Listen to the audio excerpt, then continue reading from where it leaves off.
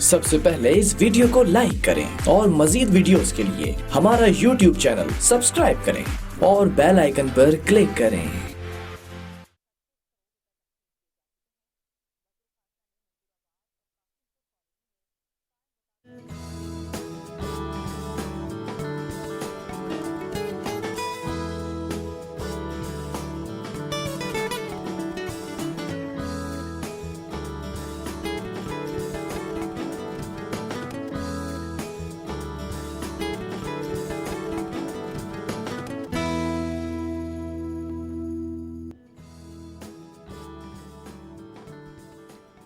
अस्सलाम वालेकुम, खुश आमदीद, सुबह खैर तमाम देखने वालों को। जी प्रोग्राम है गुड मॉर्निंग कराची और मैं हूं आपका मेज़बान मोहम्मद यासर।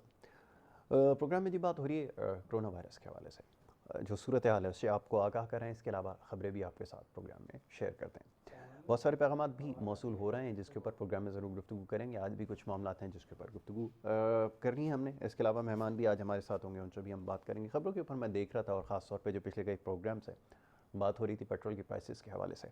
बहरहाल जी ख्याल आया है कि इसमें कमी की जाए और बार बार इसी प्रोग्राम में आपके सामने ही इस बारे में बात होती रही है और उस वक्त से बात कर रहे हैं जिस वक्त कोई इस बारे में बात नहीं कर रहा था। इस पर निशानदेही करवानी इसलिए भी ज़रूरी थी कि बात रिलीफ की हो रही थी, तो ये सबसे बड़ा रिलीफ इस वक्त दिया जाना चाहिए था जो कि नहीं पास ऑन हुआ। और अब हाल ये है कि इस वक्त अभी जो थोड़ी देर पहले मैं ख़बरें देख रहा था इंटरनेशनल मार्केट को, तो $14 के करीब जो है ऊपर बैरल चला गया है। और होना तो ये चाहिए था कि इस वक्त 67 रुपीज़, मोर देन 67 रुपीज़ जो है वो कम किया जाना चाहिए सिर्फ पेट्रोल के ऊपर प्राइसेस में।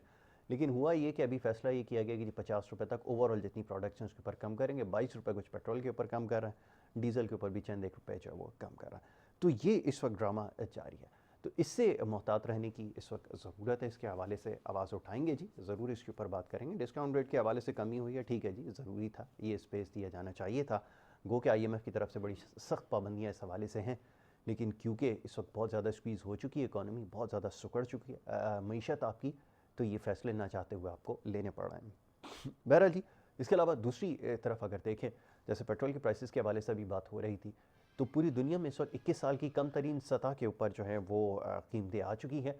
और ये एक बहुत बड़ा रिलीफ हो सकता था आवाम के लिए जो दिया जाना चाहिए था। लेकिन जैसा हमने बार बार इस प्रोग्राम में इस बात को दोहराया कि इसके ऊपर कमी की जानी चाहिए, तो शायद ख्याल तो आया है, लेकिन अब भी जो कीमतों में कमी कर रहे हैं ये कतई वो नहीं है जो इसके ऊपर की जानी चाहिए, या इससे ज़्यादा स्पेस बनता है आम अल्फाज में जो कि ये डिलीवर कर सकते हैं, लेकिन ये जानते बूझते नहीं करेंगे। ये एक बहुत बड़ा मसला है। इससे पहले भी जितनी हुकूमतें रही हर दौर में ऐसा ही हुआ है कि जब कीमतों में इजाफा होता है तो उसको गनीमत जानते हुए फ़ौरन इसके ऊपर अमल दरामद होता है।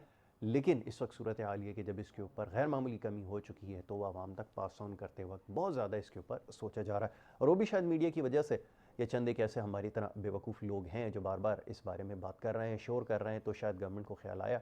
वरना अभी तक क्योंकि किसी चैनल के ऊपर इस बारे में बात नहीं हो रही, क्योंकि कोरोना इस वक्त जो है वो सबसे अहम मौजू है और यकीनन इसके ऊपर बात होनी भी चाहिए, तो ये मामले जो हैं वो एक तरफ हो चुके हैं। लेकिन बहरहाल जी हम इन मामलों के ऊपर बात करते रहेंगे, सवाल फिर भी आपसे उठाएंगे। और इस वक्त भी जो कमी की गई है इसमें बहुत ज़्यादा कमी की जा सकती है और की जानी चाहिए। ये एक आवाम का बड़ा पुरज़ोर मुतालबा है। यकीनन जो कोरोना के ख़िलाफ़ जो इक़दाम आप उठा रहे हैं वो अपनी जगह हैं, वो होने चाहिए, ठीक है। उसके बारे में मीडिया भी आगाही फैला रहा है, लेकिन जो रिलीफ देने की बात आती है तो उस वक्त ये आपको साबित करना होगा कि पिछले अदवार से मुख्तलिफ दौर है और ये हुकूमत भी पिछली हुकूमतों से मुख्तलिफ है। जैसे इससे पहले हमेशा पाकिस्तान में होता है, वैसे तो किसी मामले के ऊपर कोई हमें प्रोग्रेस नज़र नहीं आ रही, बड़ी बदकिस्मती है। लेकिन इस वक्त लोग ये शायद उम्मीद कर रहे हैं कि ये आखिरी चंद एक मौके रह गए हैं जिसके बाद जो है वो हुकूमत से लोगों की उम्मीदें बिल्कुल ख़त्म हो जाएंगी। सूबाई हुकूमत से किसी को कोई उम्मीद नहीं है। जो इक़दाम कर रहे हैं, जो फैसले कर रहे हैं, ठीक है, अपनी जगह हैं। उसमें कुछ अच्छे फ़ैसले हैं, कुछ ऐसे फ़ैसले हैं जिसके ऊपर तनकीद की जा रही है, लेकिन आवाम तमाम चीज़ों को समझती है और उनको पता है कि कौन किस हद तक डिलीवर कर पाया है। और इस वक्त जो फ़ैसले किए जा रहे हैं अगर माजी में किए जाते तो यकीनन सूरत हाल अक्सर मुख्तलिफ होती। तो ये बात भी सबके ऊपर आया हो चुकी है, वाज़ेह हो चुकी है कि जब फ़ैसले करने का वक्त आया तो उस वक्त किसने कैसे फ़ैसले किए ये भी आवाम ने देख लिया है। तो ये तमाम चीज़ें अब जो है वो एक्सपोज हो चुकी हैं, खुलकर लोगों के सामने आ चुकी हैं। लेकिन ये बात जो इकानमी की है ये बात करते रहेंगे। वैसे तो इसके ऊपर सभी बयान देते रहते हैं। डिस्काउंट रेट के ऊपर गुज़िश्ता रोज़ देखा कि शाह महमूद कुरैशी साहब मैशत के ऊपर बात कर रहे थे, डिस्काउंट रेट के हवाले से बात कर रहे थे। तो ये आज तारीख तक समझ में नहीं आ सकी बात कि जब से हुकूमत ने चार्ज संभाला है तमाम जितने वज़रा हैं, चाहे मुतालिका हों ना हो, मईशत से किसी का ताल्लुक़ हो ना हो, सब इस बारे में ज़रूर बात करेंगे कि डिस्काउंट रेट इस वक्त क्या चल रहा है, डॉलर की क्या पोजीशन है। आपको याद होगा कराची से ताल्लुक़ रखने वाले वफाकी वज़ीर थे, जब उनसे पूछा गया डॉलर के बारे में, उन्होंने प्रेडिक्ट कर दिया था जनाब कि ये 150 से ऊपर जाता हुआ नज़र आ रहा है, जिस वक्त जो वो 140 से नीचे कभी हुआ करता था। तो ये इस सूरत हाल है। तो ये मईशत के हवाले से बयानात जो हैं वो फ़राइज़ मनसबी में शामिल हैं। तमाम ही वज़रा, वफाकी वज़रा ख़ास तौर पे इसके हवाले से जो है वो बयानात देते रहते हैं। तो जनाब ये सिलसिला जारी है। तो ये जो वफाकी वज़रा हैं बशमूल जो रेलगाड़ी के वज़ीर हैं शेख रशीद साहब, तो उनको भी अब चाहिए कि इस हवाले से कोई प्रेस कॉन्फ्रेंस कर ही डालें। वो भी इस बारे में बात करें कि जो पेट्रोल की कीमतें हैं इसमें कितनी कमी होनी चाहिए। अब ये लोग आपसे सवाल कर रहे हैं कि किस साल की जो है कम तरीन सतह के ऊपर आ गया, और इतनी गैर मामूली कमी इसमें हुई है कि आज सुबह की खबर ये थी कि जो पैदावार जिनकी ज़्यादा है, जो ममालिक की ओपेक की जो कंट्रीज़ हैं, उन्होंने ये फ़ैसला किया था कि अपनी प्रोडक्शन को कम करेंगे, लेकिन उसके बावजूद जो प्राइसेस हैं वो कंट्रोल नहीं हो सकी और वो स्लाइड कर गई और $15 से भी कम इस वक्त प्राइसेस हो चुकी हैं। तो इतनी गैर मामूली कमी के ऊपर बहुत बड़ा रिलीफ एक पाकिस्तानी अवाम को दिया जा सकता था, लेकिन फ़ैसला ये होगा कि ना ₹22 से पेट्रोल के ऊपर जो है वो कम किए जाएंगे।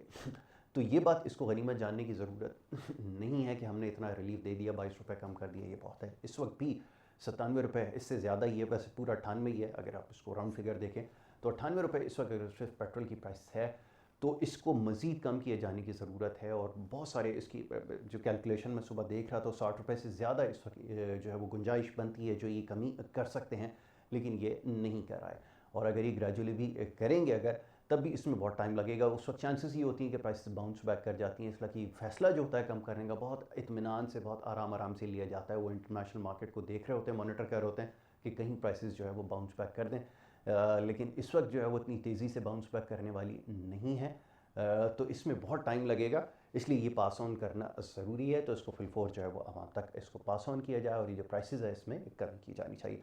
दूसरी तरफ ना सिर्फ पेट्रोल की प्राइसेस में कमी की जानी चाहिए, लेकिन ये जो लूटमार इधर मची हुई है, जिसके ऊपर कोई इदारा जो है वो अमल नहीं करा सकता, किसी का इख्तियार नहीं चलता।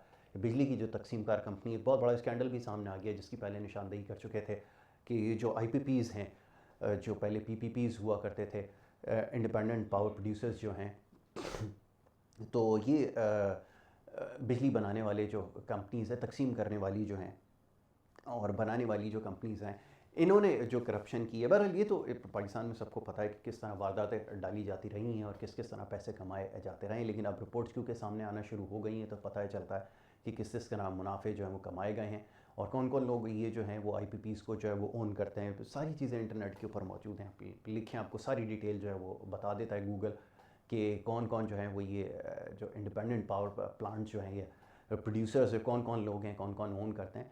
तो वो सारे नाम सामने आ जाएंगे, लोगों को बहुत अच्छी तरह से पता है। और फिर इसमें किस किस तरह गेम्स होती रही हैं, किस किस तरह पैसा बनाया गया है, किस किस तरह पाकिस्तानी आवाम के जो हलाल और मेहनत की कमाई है उसको किस किस तरह लूटा गया है, कौन कौन शामिल है, सारी चीज़ें जो है वो सबके सामने। तो इंटरनेट के ऊपर ये बड़ी जालिम शय है जी, और सबको पता है, सबके हाथ में मोबाइल फ़ोन है, सब ये इस बारे में ख़बर रखते हैं और कौन कौन किसका करीबी साथी रहा है, किस किस केसेस के अंदर पकड़ा है, सब आवाम को जो है सारी चीज़ों के बारे में बखूबी इल्म है। तो कोई अब कोई ढकी छुपी बात नहीं है जिसके ऊपर कोई जो है वो शख्स बैठ के, अक्सर हम जब सियासी प्रोग्राम करते हैं तो यहाँ पे जो सियासी नुमाइंदगान हैं वो सफाइयाँ पेश कर रहे होते हैं, जी नहीं, हम उनका ताल्लुक़ इससे नहीं था, वो दोस्ती नहीं थी, वो ग्रुप से उनका कोई ताल्लुक़ नहीं था, इस तरह की बातें करते रहते हैं। लेकिन जैसे बार बार दोहराते हैं कि मीडिया के आने की वजह से शायद ये हो गया कि इन तमाम चीज़ों के बारे में लोगों को अब इल्म हो गया है कि कौन क्या क्या मामला चला रहा है और यहाँ की तकसीमकार कंपनी है उसके मामला कैसे चलाए जा रहे हैं, कौन इसको कंट्रोल करता है, किसकी जेब में सारे पैसे जाते हैं, किस किस तरह इसमें जो है वो हिस्से बने हुए हैं, या ये जो पेट्रोल के ऊपर जो लूट मार की जा रही है इसमें वफाक और सूबा का हिस्सा कितना, ये सारी चीज़ें लोगों को बखूबी इल्म है। तो ये कोई नई बात अब नहीं है।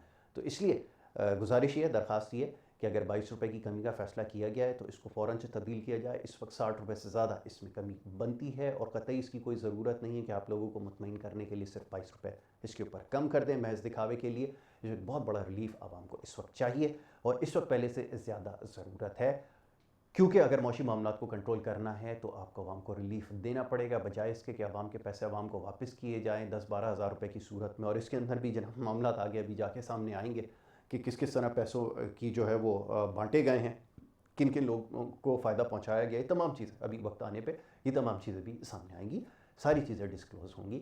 लेकिन इस वक्त ये क्योंकि मौका नहीं है, इसलिए इसके ऊपर जो है वो बात नहीं की जा सकती। लेकिन रिलीफ देने की जब बात आती है तो बराह रास्त रिलीफ आवाम को इस तरह से पहुंचाया जा सकता है। दूसरी तरफ जैसे बिजली के बिलों के हवाले से अभी कन्फ्यूजन बड़ी पाई जाती है जी, कन्फ्यूजन बड़ी है, बहुत सारे लोगों के पैगाम आ रहे हैं अभी तक कि बिजली के बिल के हवाले से एक शोशा छोड़ा गया कि 3 महीने बाद जमा करा दे, कोई मसला नहीं है। वो तकसीम कार कंपनी है, दरवाज़ों पे लोगों के खड़ी हुई है बिजली काटने के लिए। तो ये इस वक्त सूरत हाल है, तो इनको कैसे कंट्रोल करें। दूसरी तरफ किराए के जो हवाले से मामला थे कि ये कहा गया कि जी वो किराया नहीं लेंगे मालिक मकान, ये कैसे हो सकता है भाई, ये भी ज़रा समझा दीजिए। इसके हवाले से क्या कोई कानून साजी हुई है जिसके बारे में अभी तक किसी को कोई नहीं पता? ऐसी कोई बात नहीं है, उसकी भी कोई अभी तक डिक्लेरेशन नहीं आई है, कोई फ़ैसला नहीं हुआ। दुकानें खुलवाने के हवाले से तो अभी तक फैसले हो नहीं सके कि कौन सी खुलेंगी नहीं खुलेंगी। अभी तक जी वसाहतें फराम की जा रही हैं कि जनाब ये खुलेंगे नहीं खुलेंगे। एक पे कहते हैं कमिश्नर साहब के ऑर्डर्स आ गए जी दुकानें कौन से खुलेंगी, कमिश्नर साहब कैसे ऑर्डर्स जारी कर रहे हैं ये ज़रा समझा दिए, किस हैसियत में ये ऑर्डर्स जो है वो जारी हो रहे हैं, फिर सिंध हुकूमत क्या कर रही है, क्या फ़ैसले कर रही है। तो अभी तक कोई चीज़ क्लियर नहीं है, बार बार इस बारे में बात हो रही है जी, अभी तक मामला तय हो रहे हैं। आगे फिर रमज़ान मुबारक के हवाले से पॉलिसीज़ जो वो तय हो रही हैं कि जी क्या SOPs बनाए जाएंगे। तो पहले कौन सा SOPs के ऊपर अमल हो रहा है जी, अमल दरामद कर रहे हैं लोग, इन तमाम चीज़ों की पाबंदी कर रहे हैं, नहीं कर रहे हैं। तो इसके ऊपर बैठ कर फैसले करने की ज़रूरत है। और सूरत हाल आज तक यही है कि वफाक सूबाई हुकूमत की तरफ देख रहा है। सूबाई हुकूमत अगर कोई अच्छा काम करने के लिए जा रही है तो उसको तनकीद का निशाना बनाया जा रहा है। और एक नई बहस सोशल मीडिया के ऊपर, क्योंकि आजकल फरागत बहुत है सोशल मीडिया पे ही सुबह शाम लोग लगे हुए हैं, तो एक नई बहस अब जो वो शुरू हो गई है कि कौन इस सारे मामले के ऊपर सियासत कर रहा है। वफाकी हुकूमत कह रही है जनाब, उनका इशारा इस तरफ है कि सूबाई हुकूमत और ख़ास तौर पर सिंध हुकूमत जो वो कोरोना के मामले पर सियासत कर रही है। और सिंध हुकूमत का ये कहना है कि जनाब वफाकी हुकूमत इस सारे मामले के ऊपर सियासत कर रही है। तो जनाब जवाब ये कि सियासत दोनों कर रहे हैं इस सारे मामले के ऊपर, और इससे पहले भी ऐसा ही होता आया है कि इन सारे मामलों के ऊपर सियासत होती रही है। कल चीफ मिनिस्टर साहब किसी TV प्रोग्राम के अंदर ये बात कर रहे थे कि बहुत सारी बातों का उनको इल्म है, वो नहीं चाहते इस बारे पे बात करें। बात बिल्कुल ठीक उन्होंने कही है, इस बात को बिल्कुल इसकी तायद करते हैं कि वो इस वक्त जो है वो फ़हम फरासत से काम ले रहे हैं। जिन मामलों के ऊपर फ़ैसले लेने चाहिए वो फ़ैसले उन्होंने लिए हैं, यहाँ तक तो बात बिल्कुल ठीक है। वो फैसले इफ़ेक्टिव नहीं हो पा रहा है, काम नहीं कर रहा है, ये एक अलग मामला है। क्योंकि अथॉरिटीज़ क्योंकि साथ मिलकर काम करती हैं, किसी फ़र्द वाहिद की ज़िम्मेदारी नहीं होती, लोगों का ताउन होता है। वो क्योंकि हम तमाम चीज़ों से आ रही हैं, हम पर तमाम चीज़ों का असर नहीं होता, इसलिए इतने इफेक्टिव नहीं है। दूसरी तरफ क्योंकि वफाकी हुकूमत की अगर वो देखें, यहाँ पे वफाकी वज़रा भी आ रहे हैं बड़े फ्रीक्वेंटली, कराची से ही जिनका ताल्लुक़ है वो आकर वो एक दिन खड़े होकर प्रेस कॉन्फ्रेंस कर रहे हैं हर एक दिन के फ़र्क से कि जनाब यहाँ पे कोई काम नहीं हो रहा, यहाँ पे कोई काम नहीं हो रहा। तो दूसरी तरफ ये अपनी पार्टी के मामला देखें, पार्टी के बड़े आम रहनुमा थे एक नजीब हारून साहब, उनके हवाले से सोशल मीडिया के ऊपर उनके इस्तीफ़े की खबरें आई हैं। फिर वो मामला जो है वो कहीं साइडलाइन हो गया, इसके ऊपर बात नहीं हो पाई। लेकिन वो भी अभी मैं देख रहा था अपनी ट्वीट के ऊपर तमाम चीज़ें जो है वो मेंशन कर रहे थे कि मुतमईन नहीं है, 20 माह के करीब काम करते हुए उनको हो गए, डिलीवर नहीं कर पाए हैं। तो ये समझते हैं कि उनको मज़ीद जो है वो अपनी पोजीशन पे नहीं रहना चाहिए। तो एक पढ़े लिखे आदमी समझदार हैं पेशे से, क्योंकि इंजीनियर हैं और तमाम मामलों को समझते हैं, बहुत पुराने सियासत में भी काफ़ी देर उनको हो चुकी है। तो ये मामला अभी पार्टी के अंदर जो है वो चल रहा है। तो ये इस वक्त सबसे ज़्यादा ज़रूरी है कि सियासत इसके ऊपर गुजारिश की जा सकती है कि ना की जाए, लेकिन हम ऐसा नहीं कर पाते, ये हमारे बस में क्योंकि नहीं है। सियासत करना हर मामले के ऊपर ये आदत बन चुकी है, तो इसी वजह से ये नुकसान जो है वो हो रहा है। बहरहाल जी, अब आगे के हवाले से क्या कहें, माह मुबारक के हवाले से एक बड़ा मसला है कि अब मामला को किस तरफ चलाया जाएगा, फिर कौन से कारोबार खुलेंगे नहीं खुलेंगे, पब्लिक ट्रांसपोर्ट खुलेगी नहीं खुलेगी, ये इस वक्त बड़ा मुश्किल है इन तमाम चीज़ों के बारे में कोई बात करना। लेकिन पूरी दुनिया में सख्त सूरत हाल ये है कि मामला चूँ का तू है, इसमें किसी किस्म की कोई कमी जो है वो नज़र नहीं आ रही। अमेरिका जैसे बड़े मुल्क के अंदर इसकी तबाहियों का कोरोना की सिलसिला जारी है, और इस वक्त भी उनकी हुकूमत के लिए एक बड़ा कंसर्न यही है कि अपनी मीशत को किस तरह संभाला दें, किस तरह रिलीफ दें। तो बड़े ममालिक हैं, बड़े बड़े रिलीफ पैकेजेस जो है वो अनाउंस करते हैं। हमारी तरह के पैकेजेस नहीं होते जिनकी अनाउंसमेंट होती है लेकिन उसके बाद वो पता नहीं चलता। वहाँ पर अगर कोई पैकेज अनाउंस किया जाता है तो बड़ी मुशावरत के बाद जो है वो पैकेज अनाउंस किया जाता है, उसके बाद बड़ी सवाल जवाब होती है और उसके बाद उसका बड़ा सख्त हिसाब भी होता है कि वो पैसे अगर खर्च किए गए तो कहाँ पर खर्च किए गए। लेकिन हमारे यहाँ सूरत हाल बिल्कुल यकसर मुख्तलिफ है। बहरहाल इसके बारे में जो है वो मज़ीद बात नहीं करते, लेकिन जो अंदरूनी मामला हैं इसके ऊपर बात करना ज़रूरी है। इसके साथ ही जो पड़ोसी मुल्क भारत है वहाँ पर क्या सूरत हाल है, ये एक बड़ा मसला है कि आलमी सतह के ऊपर इसके हवाले से कोई बात इस वक्त नहीं हो रही, लेकिन वहाँ पर मुसलमानों के ऊपर मज़ालिम का सिलसिला जारी है। और अब एक नया मसला ये है कि जो इस वक्त की सूरत हाल है उसकी सारी जिम्मेदारी मुसलमानों के ऊपर जो है वो आयद कर दी गई है। तो जिस तरह की वहाँ पर इस वक्त हुकूमत है, एक्सट्रीमिस्ट वहाँ पर गवर्नमेंट है BJP की, माजी में भी इसी तरह की कार्रवाइयाँ होती रही हैं, लेकिन वो ख़ास आइडियोलॉजी लेकर इस वक्त आए हैं और इसके ऊपर काम कर रहे थे। रात को भी एक तारीख की किताब पढ़ रहा था, उसमें भी यही हवाला मिल रहा था और जहाँ से इनका सिलसिला चला आ रहा है। एक खैर बड़ा लंबा, एक बड़ा तवील मौजू है, इसके ऊपर इंशाल्लाह फिर कभी बात करेंगे। तो वो आइडियोलॉजी के लोग हमेशा से इसी तरह के काम हिंदुस्तान में करते आए हैं और उनकी कोशिश यही होती है कि माइनॉरिटीज़ को और बिलखुसूस मुसलमानों को आइसोलेट किया जाए ताकि वहाँ पर जो उनका पूरा का पूरा तसल्लुत हो जाए। ये उनकी कोशिश रही है। इसके हवाले से माजी में भी बड़ा काम वो करते रहे हैं, ये साजिशें हमेशा से जारी रही हैं। लेकिन इस वक्त भी सूरत हाल यही है कि जो कुरानों की पूरी जिम्मेदारी है मुसलमानों के ऊपर डालकर मुसलमानों के ऊपर एक दफ़ा फिर जो वो जुल्म शुरू कर दिए हैं। और वज़ीर-ए-आज़म इमरान खान ने ट्वीट भी इस हवाले से किया था कि पुरतशद्दुद कार्रवाइयों से हज़ारों भारतीय मुसलमान भूख में मुब्तला हैं। मोदी हुकूमत के इक़दाम जर्मन नाजियों जैसे और हिंदुत्व की मुतासबाना सोच का सबूत है। बिल्कुल जी, ऐसा ही है कि वही सोच है और इसके हवाले से और कुछ माजी में होता रहा है और तारीख़ में इसके हवाले से बड़ी मिसालें मौजूद हैं। इस तरह के काम करने से नहीं चूकते और ये पहली मरतबा है कि इस वक्त बड़े ज़्यादा बाइख्तियार हैं और बाइख्तियार होने का इस वक्त फ़ायदा उठा रहे हैं और जो कुछ इक़दाम कर रहे हैं बिलखुसूस मकबूजा कश्मीर के अंदर इस वक्त जो सूरत हाल है उससे आप अंदाज़ा लगाते हैं कि आप महज सिर्फ एक महीने के और इसके करीब जो आपको लॉकडाउन हुआ है वो भी अक्सर मुख्तलिफ है जो इस वक्त मकबूजा आबादी के अंदर है। तो इससे आप अंदाज़ा लगा सकते हैं कि सूरत हाल कितनी तकलीफ थी और कितनी क्रिटिकल इस वक्त सिचुएशन वहाँ पर है लोगों के लिए, किस तरह उनका गुजर बसर हो रहा है। क्योंकि यहाँ पर तो फिर भी आपके पास जो है वो ऑप्शन है कि आप सड़कों पे जा भी रहे हैं, ख़रीदारी भी कर रहे हैं, तमाम मामला थे। लेकिन वहाँ पर एक बिल्कुल कंप्लीट एक कर्फ्यू जो है वो लगा हुआ है और वहाँ पर क्योंकि ज़ाहिर है कि वो दुश्मन लोग हैं, मुसलमानों के साथ जो उनका सलूक रहा है वो सबके सामने और ये कोई नई बात भी नहीं है। तो यकीन इस तमाम चीज़ों से एक बड़ा स्ट्रॉन्ग मैसेज पूरी दुनिया को जाता है और इसके ऊपर समझने की भी ज़रूरत है। सदर मुमलिकत साहब डॉक्टर आरिफ अलवी की ज़ेर सदारत उलमा मशाइख कॉन्फ्रेंस मुल्क भर में रमज़ान मुबारक के दौरान मसाजिद के हवाले से लाएहमल तय कर लिया गया है। सदर मुमलिकत का कहना था कि कोरोना वायरस की वजह से सूरत हाल कशीदा है, उम्मीद है मसाजिद में एहतियाती तदाबीर इख्तियार की जाएंगी। पता नहीं जी ये एहतियात करते हैं या नहीं करते, बड़े अफसोस के साथ कहना पड़ता है। लेकिन ये पूरी दुनिया में मैं देख रहा था इमेजेस आ रहे हैं सोशल मीडिया के ऊपर जो ख़ास तौर पे दिखाए जा रहे हैं इंडोनेशिया में और इस तरह दीगर इस्लामी ममालिक के अंदर, टर्की के अंदर, जहाँ पर भी अगर नमाज़ों का सिलसिला शुरू हुआ है तो किस किस किस्म की एहतियाती तदाबीर इख्तियार की जा रही हैं, किस तरह लोगों के अंदर फासला रखा जाता है, कितने किस कदर डिसिप्लिन लोग हैं। और हमारे यहाँ वो तमाम चीज़ें इंतहाई मुश्किल है, बल्कि हम बड़ी माजरत के साथ तकरीबन नामुमकिन है इन तमाम चीज़ों के ऊपर अमल करवाया जाए। क्योंकि सड़कों पर चलते हुए लोग जो इस वक्त हरकतें कर रहे हैं ये बड़ा मुश्किल है समझाना और ये रोज़ाना प्रोग्राम के ज़रिए बड़ी तल्ख बातें कर रहा हूँ। लेकिन ये बातें करनी पड़ेंगी, निशानदेही करनी पड़ेंगी, बार बार ये बताना पड़ेगा कि शायद किसी को इस बारे में समझ आए कि जो कुछ हो रहा है इसमें सारी जिम्मेदारी हमारी भी है। और ये जो जितने फ़ैसले किए जा रहे हैं ख़ासतौर पर ये आवाम की इस वक्त बचाव के लिए, ज़िंदगी बचाने के लिए है। इस वक्त खुदा ना करे अगर इसमें सीरियस कोई सूरत हाल हो गई है और यकीनन सूरत हाल इतनी वो नहीं है जो आपको टीवी के ऊपर दिखाई जा रही है, इससे कहीं ज़्यादा क्रिटिकल सिचुएशन है। लेकिन उसके बावजूद अगर अमल दरामद करने के लिए आप तैयार नहीं है तो फिर आगे हुकूमत के लिए बहुत मुश्किल हो जाएगा कि सूरत हाल को कंट्रोल करें। बहरहाल जी, खुदा खैर करे। एक छोटी सी ब्रेक ले रहे हैं, ब्रेक के बाद वापस आते हैं, दोबारा आपसे बात करेंगे। देखते रहें हमारा प्रोग्राम।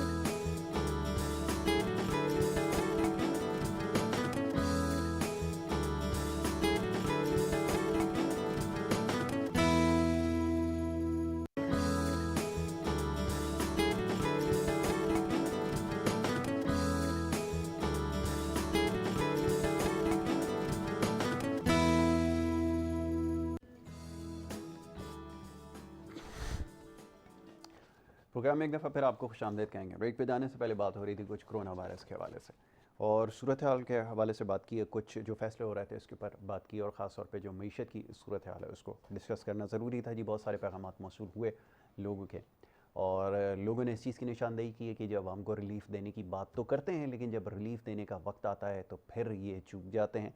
और जब मीडिया बार बार इस चीज़ की निशानदेही कर रहा है, ख़ास तौर पे इस प्रोग्राम में बार बार बात कर रहे हैं कि जब पेट्रोल की प्राइस में इतनी गैर मामूली कमी हुई है तो उसको पास ऑन क्यों नहीं किया जाता। और अभी जैसे इतनी शोर करने के बाद अगर फ़ैसला किया गया है तो सिर्फ 22 रुपये महज इसके ऊपर कम किए जा रहे हैं, जबकि कैलकुलेशन ये बताती हैं कि 67 रुपये और इससे ज़्यादा की कमी जो है इसमें की जा सकती है। बहरहाल ऐसी कोई अभी तक बात सामने नहीं आई है। बहरहाल जी, तो ये सूरत हाल है जिसके हवाले से आपने अब तक गुफ्तगू की है। लेकिन उसके अलावा क्या हो रहा है लॉकडाउन के बाद सूरत हाल, इसके ऊपर बात कर रहे हैं जी। और एक और बड़ा मसला है जिसके ऊपर पिछले प्रोग्राम में बड़ी तफसील से गुफ्तगू हुई है, ये जो सड़कों पे पुलिस वाले आवाम के साथ कर रहे हैं, ये सूरत हाल किस तरफ जा रही है जी। सिंध हुकूमत से बार बार इस बारे में बात कर रहे हैं कि ये जो है वो नोटिस लें और ख़ास तौर पर लॉकडाउन के हवाले से जो आपने अहकाम जारी किए थे ये पुलिस वाले कैसे इसके ऊपर अमल दरामद करवा रहे हैं। हमारे दोस्त अभी पिछले वकील प्रोग्राम के अंदर शामिल हुए थे और उनके साथ जो कुछ हुआ है उसके हवाले से पूरा केस उन्होंने बनाकर फ़ाइल किया है। तो इन सारी चीज़ों की ज़रूरत क्यों पेश आ रही है और ख़ास तौर पे जो पुलिस का रवैया है ये जो कहा जा रहा था कि जी आवाम से इस तरह पेश आए, इसके ऊपर हम दरामद करने वाले नहीं हैं, क्योंकि ये तरबियत में शामिल नहीं है। ये बात सिखाई नहीं जाती कि आवाम से किस तरह बात की जाती है, किस तरह उनको डील किया जाता है।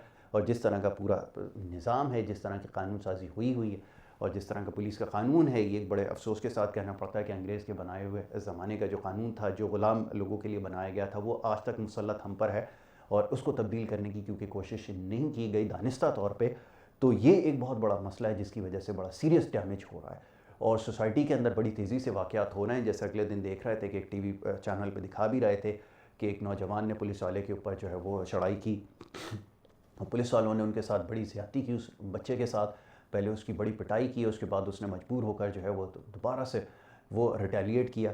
तो ये सारी सिचुएशन है, इस वक्त हर जगह कन्फ्रंटेशन हो रही है क्योंकि ये रवैये है जो इनके ठीक होने का नाम नहीं ले रहा है। क्योंकि मैं जैसे बार बार दोहराता हूँ, क्योंकि तरबियत में क्योंकि शामिल नहीं है कि लोगों से किस तरह बात की जाती है, लोगों का क्या मकाम होता है सोसाइटी के अंदर। और एक आम आदमी से जब आप बात करते हैं एक लेमैन से, तो चाहे वो रिक्शे वाला हो, चाहे गाड़ी में बैठा कोई शख्स हो, उसके साथ तरीके से बात कीजिए। लेकिन यहाँ मसला ये है कि जिस तरह ये बात करते हैं, जिस तरह लोगों को रुकाकर उनके ऊपर जुमले कहते हैं, वो यकीनन किसी के लिए भी बड़ा मुश्किल है कि वो उनसे बात करे। और फिर होता ही है कि बहुत सारे लोग बहुत बड़ी सीरियस मजबूरी में होते हैं। कुछ लॉकडाउन के हवाले से कुछ चीज़ें मैंने खुद विटनेस की हैं कि जिस तरह लॉकडाउन के ऊपर जो है वो लोगों के साथ रवैया है वो बड़ा नारवा है। और ये बड़ा मोहतात हो के मैं अल्फाज क्योंकि यहाँ पे इस्तेमाल कर रहा हूँ नारवा, लेकिन जो कुछ हो रहा है वो सबके सामने और बार बार ये दिखा रहा है मीडिया के ज़रिए कि ये तमाम चीज़ें ठीक हैं, होनी चाहिए, सख्ती होनी चाहिए। लेकिन सख्ती का मतलब कतई ये नहीं है कि लोगों के ऊपर डंडे बरसाए जाएँ और फिर ख़ास तौर पे मीडिया के लोग या वकला जो हैं उनके साथ जो है वो बदतमीज़ी करें या उनके साथ जो है वो धमकियाँ उनको दी जाएँ, ये काबिल कबूल नहीं हो सकता। और ये बात उनको बार बार समझाने की ज़रूरत क्यों पेश आ रही है, ये एक बहुत बड़ा सवाल है कि जाकर बार बार बताना पड़ता है कि मीडिया के लोग हैं और ये अपने फ़राइज़ के ऊपर जो है वो निकले हुए हैं। जो हमारी पूरी टीम जो यहाँ पर मौजूद है, कैमरामैन है, टेक्निकल स्टाफ है, ये सारे मोटरसाइकिलों पर आ रहे हैं। और ये शुरू दिन से जब से लॉकडाउन है हमारी किसी किस्म की कोई छुट्टी, कोई ऑफ नहीं होता।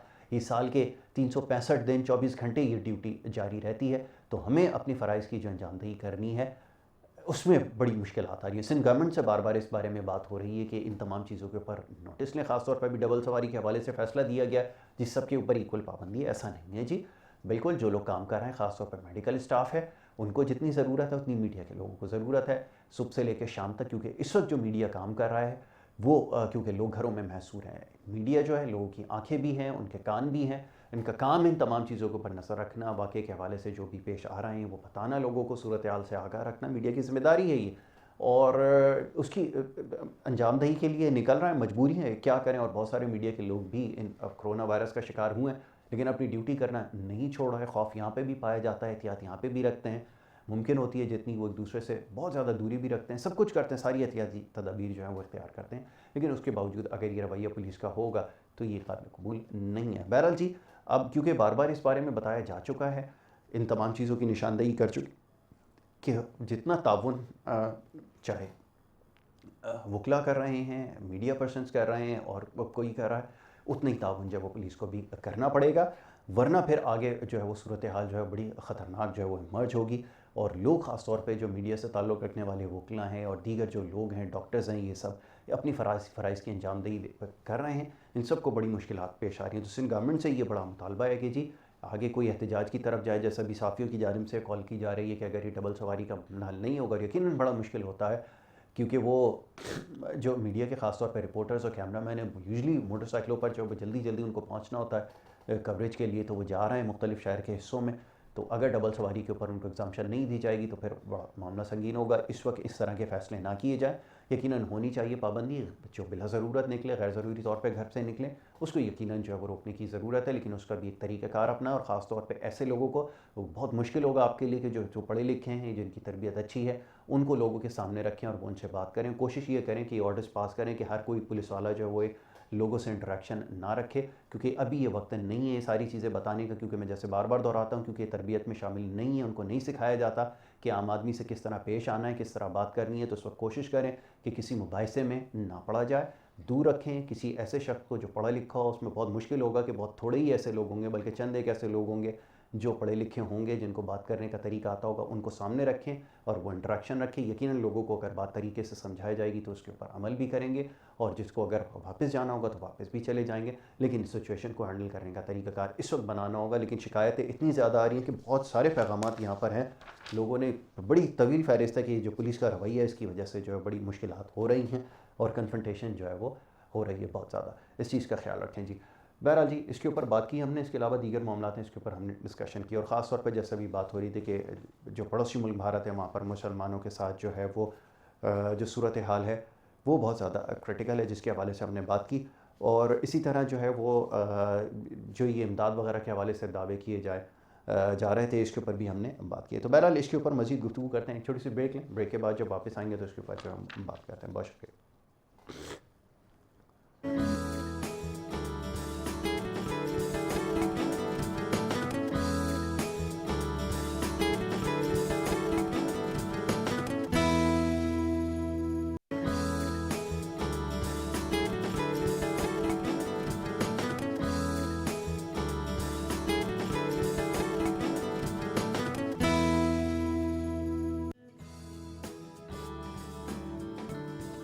प्रोग्राम में आपको एक दफ़ा फिर खुशामदीद कहेंगे। ब्रेक पे जाने से पहले सिलसिला जारी था, बात हो रही थी शिकायत के हवाले से, और शिकायत बहुत सारी मौसूल हो रही हैं। हमसे कुछ देर पहले जैसे मैंने तस्करा किया कि हमारे दोस्त एक वकील लियाकत अली खान साहब जो हैं वो बता रहे थे इसी पुलिस के रवैये के हवाले से, और वो अपनी ड्यूटी से वापस आ रहे थे। ये एक बड़ा मसला है कि ये मामला पहले से बताए जा चुके हैं इस हवाले से कि वकला हैं, डॉक्टर्स हैं या मीडिया पर्सन हैं, ये सारे अपनी ड्यूटी पर अगर होंगे या जाएंगे तो इनको तो अपने काम पर जाना, ये फ़राइज़ की अंजामदही के लिए मसरूफ़ हैं।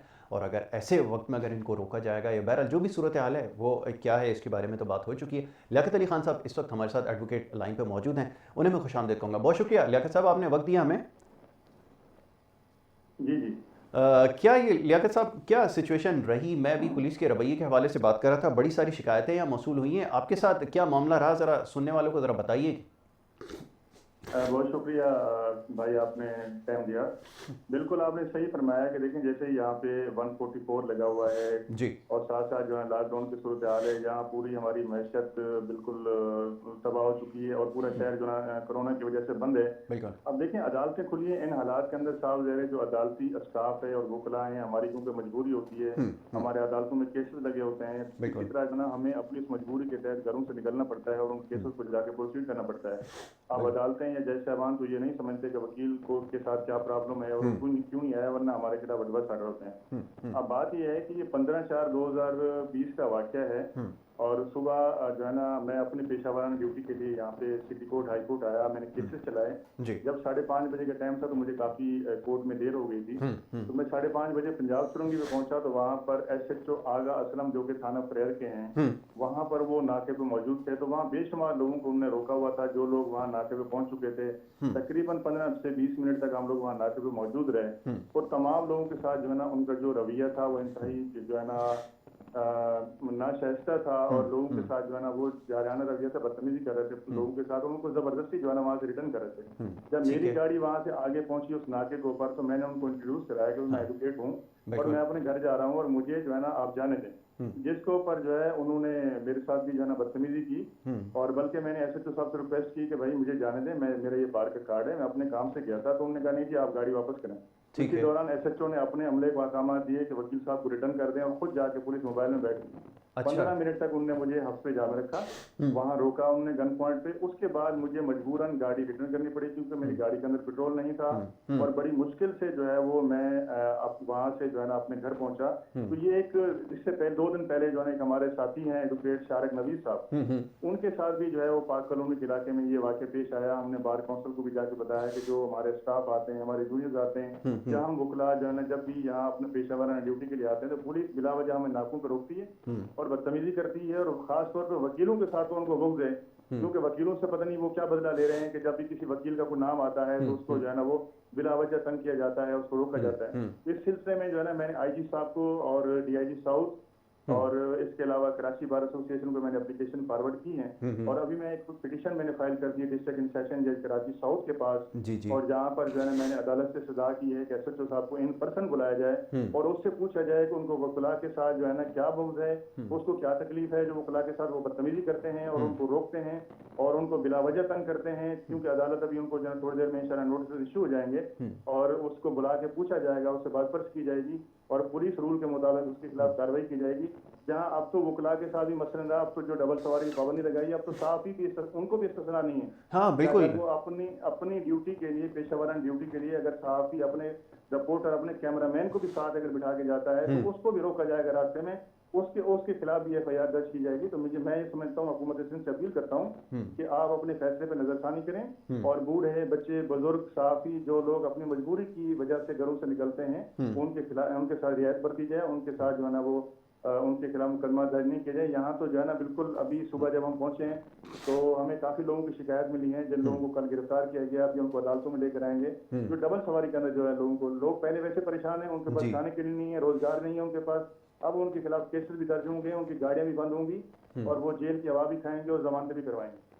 ये तो बड़ी तकलीफ दे सूरत हाल है और बहुत सारी शिकायत लियाकत साहब इस हवाले से हमारे पास आई हैं, खासतौर पर इसी पे डबल सवारी के हवाले से बहुत सारे लोग इसमें बीमार थे। अब क्योंकि वो ये भी एक मसला आ रहा है, इंटीरियर सिंध से भी ये रिपोर्ट हो रहा है कि जो एम्बुलेंसेज हैं उन्हें भी नहीं जाने दिया जा रहा, वो भी ये शिकायत कर रहे थे, मीडिया के ऊपर रिपोर्ट कर रहे थे, हमें बहुत सारे पैगाम मौसूल हुए। तो ये सिलसिला है क्या? इस कानून को तब्दील करने की ज़रूरत है, अंग्रेज़ का बनाया हुआ ये कानून है, ये कब तक चलेगा मामला? और अभी इस बारे में बात कर रहा था कि ये अंग्रेज़ सरकार ने जो पुलिस का निज़ाम बनाया था ये तो ग़ुलाम लोगों को कंट्रोल करने के लिए बनाया गया था, तो इसके ऊपर नज़रसानी क्यों नहीं होती? क्या ये दानिस्ता तौर पर करते हैं कि इस कानून में कोई तब्दीली करने के लिए तैयार नहीं है?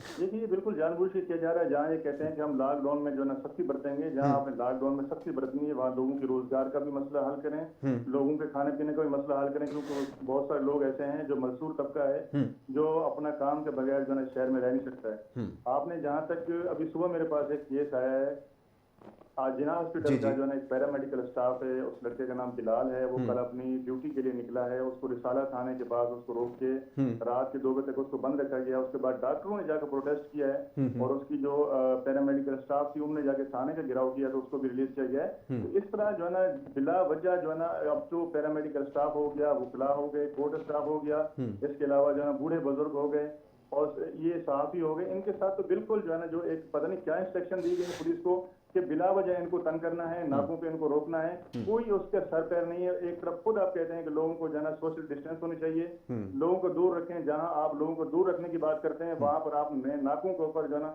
सैकड़ों लोगों को कतार में लगाया हुआ है, वहाँ पे लोग एक दूसरे से मिल रहे हैं, बातें कर रहे हैं। अगर ये वायरस है भी सही तो एक दूसरे से जो है ना वहाँ इनके इकट्ठा होने से ट्रांसफर भी हो रहा है। बिल्कुल ठीक है। चलें लियाकत साहब, थैंक यू सो मच, बहुत शुक्रिया, आपने हमें वक्त दिया। एडवोकेट लियाकत अली खान हमारे साथ लाइन पर मौजूद थे और जिनके साथ ये अफसोसनाक वाक़या पेश आया, लेकिन ये बार बार तंबीह की जा रही है, बताया जा रहा है कि ख़ास तौर पे जो मीडिया के लोग हैं, वकील हैं, डॉक्टर्स हैं या इस तरह के जो लोग हैं जो 24/7 अपनी ड्यूटी अंजाम दे रहे हैं, अपने फ़राइज़ पे इस वक्त भी मौजूद हैं, उनके साथ जो है वो इस तरह का रवैया नारवा अगर होगा, कन्फ्रंटेशन की तरफ जाएंगे और गैर ज़रूरी तौर पर जाएंगे, इसकी कोई ज़रूरत नहीं है। और इस वक्त जैसे वो बता रहे हैं लियाकत साहब के वो अपनी ड्यूटी पे इस वक्त मसरूफ़ थे, कोर्ट के अंदर केसेस बहुत सारे हैं, इस वक्त केसेस से वो फारिग होकर जब वापस घर जा रहा है तो उस वक्त ये वाक़या जो है वो पेश आया। तो इसके ऊपर वो आप देखें कानूनी कार्रवाई करेंगे और इसका सामना आपको करना पड़ेगा। तो बहरहाल यही गुजारिश है कि यहाँ तक ना ले जाया जाए बात को, और एक आम आदमी के साथ भी, ना सिर्फ वकला के साथ, मीडिया पर्सन या डॉक्टर्स के साथ, बल्कि आम आदमी के साथ भी रवैया जो है वो ऐसा होना चाहिए कि बात जो तरीके से की जाए, आराम से उनसे बात करें, उनको समझाने की कोशिश करें, गैर ज़रूरी तौर पे कन्फ्रंटेशन में ना जाएं। और ख़ास तौर पे एक बात बार बार दोहराता हूँ कि ऐसे लोगों को सामने रखें जो पढ़े लिखे हों, जो बात करना जानते हों, ना कि ये कि आप हर शख्स को, हर पुलिस वाले को आगे करने के लोगों के साथ इंटरेक्शन करें, ये बिल्कुल भी काबिल कबूल नहीं होगा। सिंध हुकूमत फौरी इसके ऊपर नोटिस ले और इस मामले के ऊपर बात करना ज़रूरी है, क्योंकि बहुत सारी इसके ऊपर जो है वो गुजारिशात आई हैं, लोगों ने बड़ी शिकायतें की हैं मीडिया के ऊपर कि इन लोगों के बारे में ज़रूर बात करें। और भी इसके अलावा बहुत सारी जगहों पर लोगों के साथ इस तरह के मामला हुए हैं जिसकी निशानदेही की है, लेकिन ये चंद एक वाक़या जिसका भी तस्करा किया तो वो आपके सामने रखा।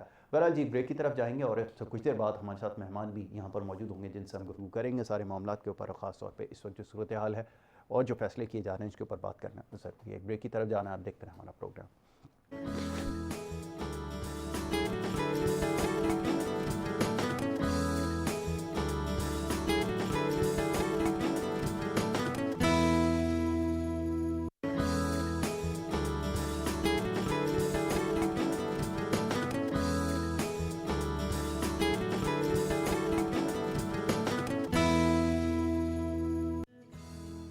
एक दफ़ा फिर आपको खुशामदीद कहेंगे। ब्रेक पे जाने से पहले जी गुफ्तगू हो रही थी कुछ मामलात के ऊपर, और ख़ास तौर पे जो पुलिस के रवैये के हवाले से बात हो रही थी। शिकायतें बहुत सारी हैं जिसके ऊपर अभी तक हमने गुफ्तगू की है, और इसके अलावा कुछ दीगर ख़बरें जिसके ऊपर बात हुई, ख़ास तौर पे मईशत के हवाले से जो सूरत हाल है इसके ऊपर बात करती हैं इस वीडियो। और साथ ही अब माह मुबारक की आमद है, उसके साथ ही महंगाई के हवाले से कोई प्लान अभी तक जो है वो वज़ा नहीं किया गया।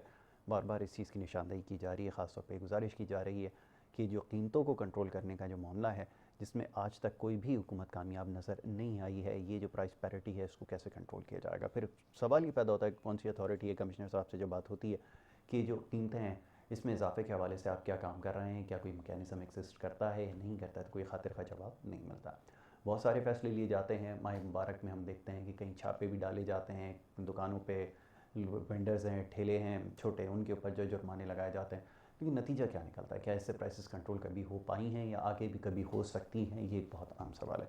तो क्योंकि कोई मैकेनिज़्म मौजूद नहीं है, ये डिमांड सप्लाई का जो गैप खुद ही पैदा किया जाता है और उसके बाद फिर कीमतें बढ़ाई जाती हैं, मैनिपुलेट किया जाता है। ये वो तमाम चीज़ें हैं जिससे एक आम आदमी को बहुत ज़्यादा सफ़र करना पड़ता है। तो बहरहाल इस वक्त भी कोई पॉलिसी नहीं है, ख़ासतौर पर जैसे पेट्रोल की प्राइसेस के हवाले से एक बहुत बड़ा बहाना या रीज़न ये दिया जाता है कि जब भी कीमतों में इजाफा होता है, चाहे सब्जियों की कीमतें हैं या किसी भी चीज़ की कीमत में इजाफा होता है, कि पेट्रोल की प्राइसेस में इजाफा हो गया।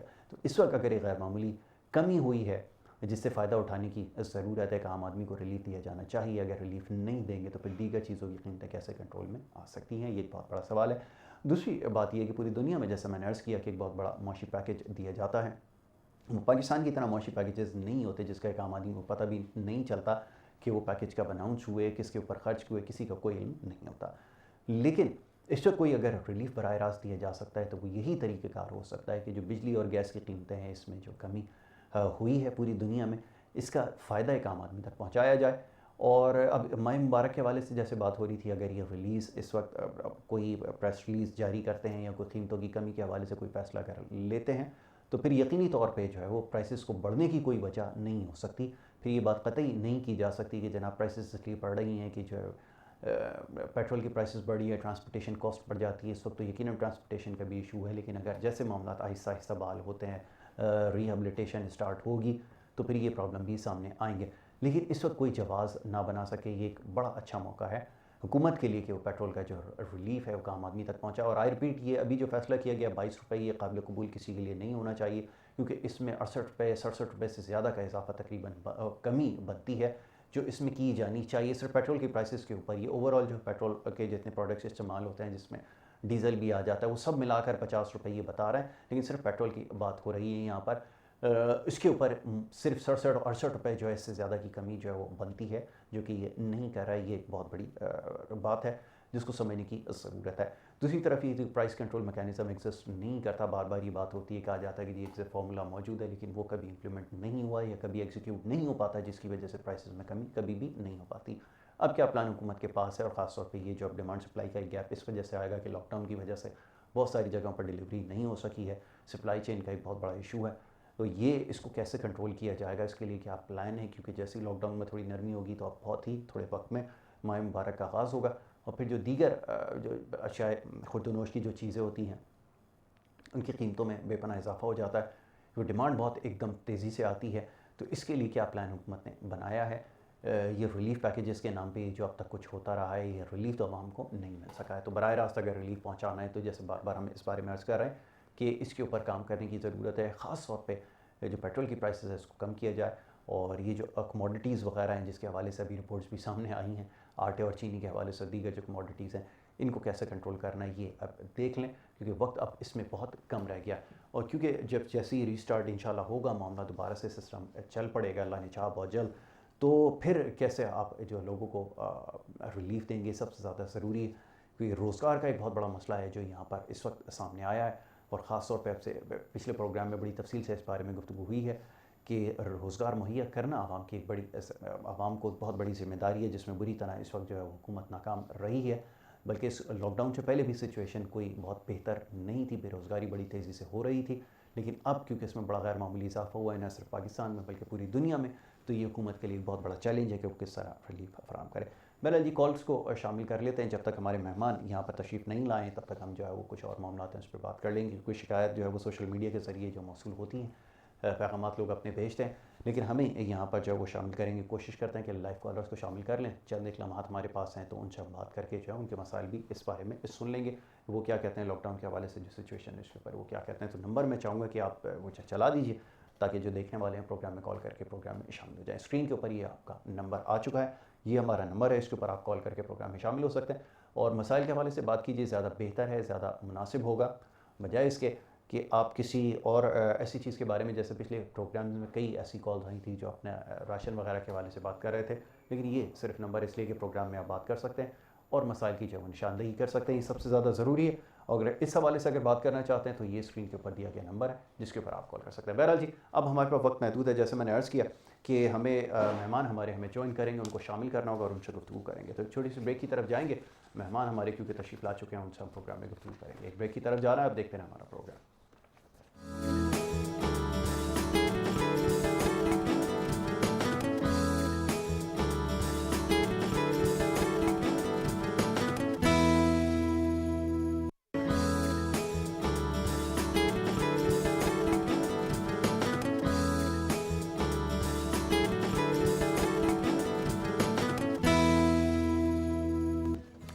प्रोग्राम में आपको एक दफ़ा फिर खुश आमदेद कहेंगे। ब्रेक पे जाने से पहले गुफ्तगू का सिलसिला जारी था। शिकायत बहुत सारी हैं और ख़ास तौर पर जो मामलात हैं इस वक्त, जो माशी मामलात हैं, इसके हवाले से पैगामात मौसूल हो रहे हैं। कुछ मामलात के ऊपर गुफ्तगू की, जैसे पुलिस के रवैये के हवाले से भी बात हो रही थी कुछ देर पहले, कुछ शिकायत थी जिसके ऊपर हमने गुफ्तगू की। इसके अलावा बहुत सारे दीगर मामलात हैं, ख़ास तौर पर माह मुबारक की अब आमद है और उसके बाद सूरत हाल को कैसे कंट्रोल किया जाएगा, क्या मैकेनिज़्म होगा, क्या पॉलिसीज़ हैं जिनको इम्प्लीमेंट करवाया जाएगा, ये एक बहुत अहम सवाल है क्योंकि अभी तक कोई प्लानिंग जो है वो नज़र नहीं आ रही। ख़ास तौर पे जो प्राइस कंट्रोल मैकेनिज़्म जिसके हवाले से बात हो रही है वो क्या है, जो कीमतों को बढ़ने नहीं देगा, किस तरह कंट्रोल करेंगे, एक बहुत अहम सवाल है। इसके अलावा जो रिलीफ है आवाम को फ़राहम किया जाना चाहिए वो सही तरह से नहीं फ़राहम किया जा रहा। एक बहुत अच्छी अपॉर्चुनिटी है कि इस वक्त ग्लोबल मार्केट के अंदर हम देख रहे हैं कि जो पेट्रोलियम प्राइसेस है उसमें एक्स्ट्रॉर्डनरी डिक्लाइन आया है। इसका फ़ायदा अगर आम आदमी को नहीं पहुंचाया जाएगा तो फिर बड़ा मुश्किल होगा सूरत हाल को कंट्रोल करना। ख़ास तौर पर भी जैसे अनएम्प्लॉयमेंट की बात हो रही थी, इसके ऊपर भी इंशाल्लाह एक डिटेल प्रोग्राम करेंगे। बात हो रही थी कुछ मामलात पे और ख़ास तौर पर यंगस्टर्स के हवाले से बात हो रही थी, उनको किस तरह इंडल्ज किया जाए इस वक्त हेल्थी एक्टिविटीज़ के अंदर और ख़ास तौर पर इस वक्त वो क्या काम कर सकते हैं। और बहुत सारे यंगस्टर्स हमारे पास आए भी हैं प्रोग्राम में, ख़ास तौर पर जो कुछ NGOs है वो जो इस वक्त काम कर रहे हैं इस मुश्किल सूरत हाल में, उनको हमने अप्रिशिएट किया। ज़रूरत है उनको अप्रिसिएशन की, उनको सामने लेकर आए। इस वक्त भी बड़े ख़ास मेहमान हमारे साथ स्टूडियोज़ में मौजूद हैं और यंगस्टर्स के हवाले से ख़ास तौर पे पाकिस्तान में जो लोग काम कर रहे हैं उनमें बड़ा नाम है।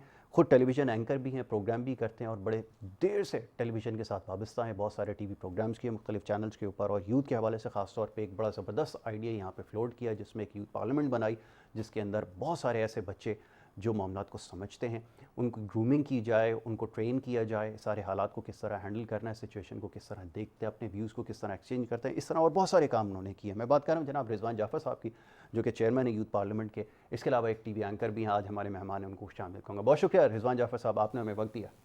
थैंक यू वेरी मच आपका कि आपने मुझे बुलाया। अस्सलाम वालेकुम। वालेकुम अस्सलाम। रिजवान जाफ़र साहब, सबसे पहले तो जो बात हो रही थी यंगस्टर्स के हवाले से, पहले तो मैं चाहूँगा इसके हवाले से बात हो जाए क्योंकि बहुत सारे आपके साथ मैं देखता हूँ कि जो यंगस्टर्स हैं बड़ा अच्छा काम कर रहे हैं सोसाइटी में और ख़ास तौर पे इस वक्त उनको बहुत ज़्यादा एक्टिव होने की ज़रूरत है। उनका रोल किस तरह देखते हैं क्योंकि अभी भी बहुत बड़ी तादाद है जो घरों के अंदर बैठी हुई है, काम करना चाहते हैं, डिलीवर करना चाहते हैं, वो कैसे ऑन बोर्ड उनको लिया जा सकता है, कैसे डिलीवर कर सकते हैं, ये ज़रा हमें समझाएँ।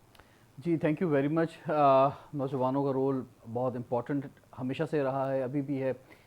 जो ऑर्गेनाइजेशन है हमारी यूथ पार्लियामेंट, पाकिस्तान की सबसे बड़ी यूथ ऑर्गेनाइजेशन है, 2005 में हमने ये बनाई और ये 15वां साल है, 15 ईयर्स कंप्लीट हो जाएंगे ऑन 14 अगस्त।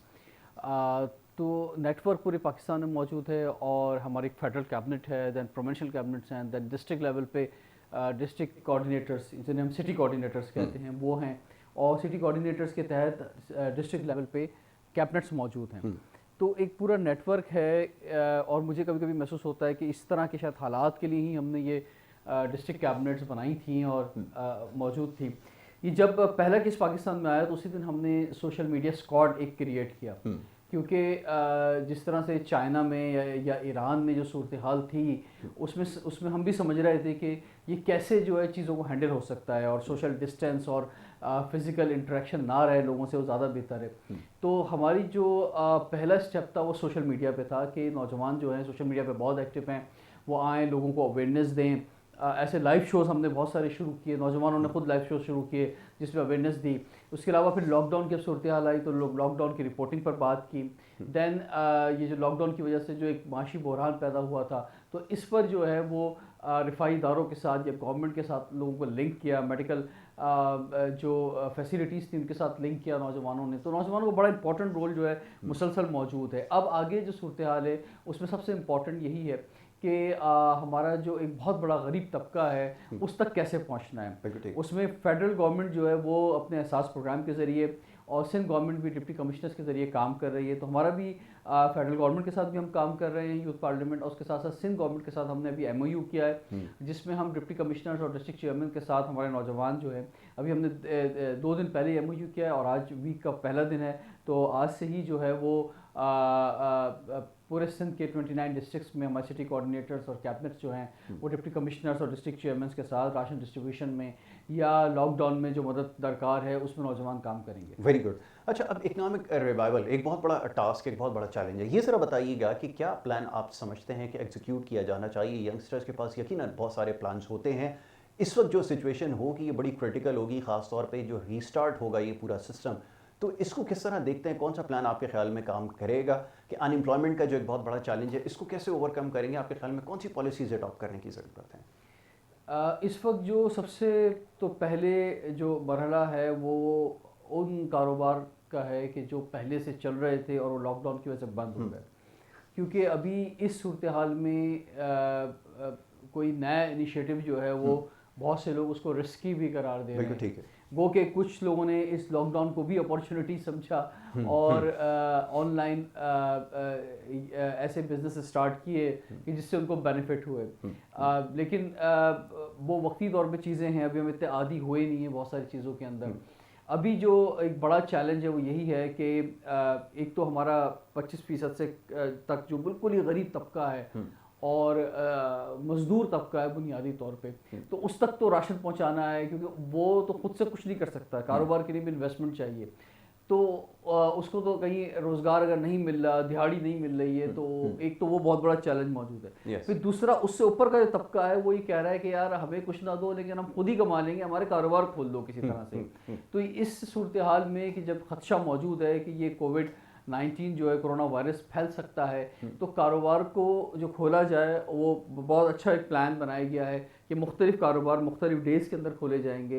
तो ये बहुत बेहतर बात है और इसी तरह से आहिस्ता आहिस्ता जब ये कारोबार खुलेंगे तो चीज़ें बेहतर होंगी। और मैं समझता हूँ कि ख़ास तौर पे नौजवान जो हैं बहुत से नए इन्वेंशंस मैं देख रहा हूँ पिछले ख़ास तौर पे 15 दिन के अंदर मेरे पास ऐसे बहुत से नौजवानों ने अपने आइडियाज़ पेश किए हैं कि जो वो समझते हैं कि अब आने वाले वक्त के अंदर क्योंकि दुनिया बदल जाएगी कोरोना वायरस के बाद, तो वो नए अंदाज में नई चीज़ों को, नए एंटरप्रेन्योरशिप, नए स्टार्टअप्स जो हैं वो उम्मीद है कामयाब होंगे। बिल्कुल, ये आपने ठीक कहा कि बहुत सारे आइडियाज़ पे यंगस्टर्स काम कर रहे हैं और जब ये दोबारा से सारी सिचुएशन इंशाल्लाह नॉर्मल होगी तो बहुत सारी चीज़ें हमें समझने का मौका मिलेगा और यकीन बहुत सारे आइडियाज़ पे फ्लोट करने की ज़रूरत भी पेश आएगी।